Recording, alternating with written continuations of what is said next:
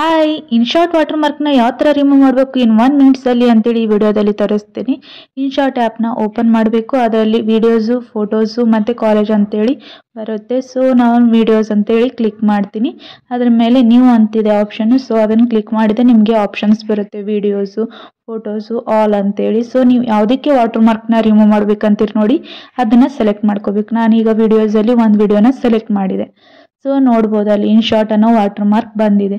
So ಅದನ್ನು ಯಾವ ಥರ ರಿಮೂವ್ ಮಾಡೋದಂದರೆ ಅಲ್ಲಿ ಕ್ರಾಸ್ ಬಟನ್ ಇದೆ ಇನ್ಶಾರ್ಟ್ ಮೇಲೆ. ಸೊ ಅದನ್ನು ಕ್ಲಿಕ್ ಮಾಡಿದರೆ ಇನ್ಶಾರ್ಟ್ ಪ್ರೋ ಮತ್ತು ಫ್ರೀ ರಿಮೂವ್ ಅಂತ ಬರುತ್ತೆ. ಸೊ ನಾವು ಫ್ರೀ ರಿಮೂವ್ನ ಕ್ಲಿಕ್ ಮಾಡ್ತೀನಿ. ಇವಾಗ ನೋಡ್ಬೋದು ವಾಟರ್ ಮಾರ್ಕ್ ರಿಮೂವ್ ಆಗಿದೆ. ಸೊ ಇಷ್ಟೇ, ಈ ವಿಡಿಯೋನ ನೀವು ಬೇಕಾದ್ರೆ ಎಲ್ಲಿ ಬೇಕಾದಲ್ಲಿ ಎಕ್ಸ್ಪೋರ್ಟ್ ಮಾಡ್ಬೋದು. ಸೊ ಇಷ್ಟೇ, ಸಿಂಪಲ್ ಇದೆ. ಸೊ ಈ ವಿಡಿಯೋ ಇಷ್ಟ ಆದರೆ ಪ್ಲೀಸ್ ಒಂದು ಲೈಕ್ ಕೊಡಿ, ಹಾಗೆ ನನ್ನ ಚಾನಲ್ನ ಸಬ್ಸ್ಕ್ರೈಬ್ ಮಾಡಿಕೊಂಡು ಸಪೋರ್ಟ್ ಮಾಡಿ. Thank you.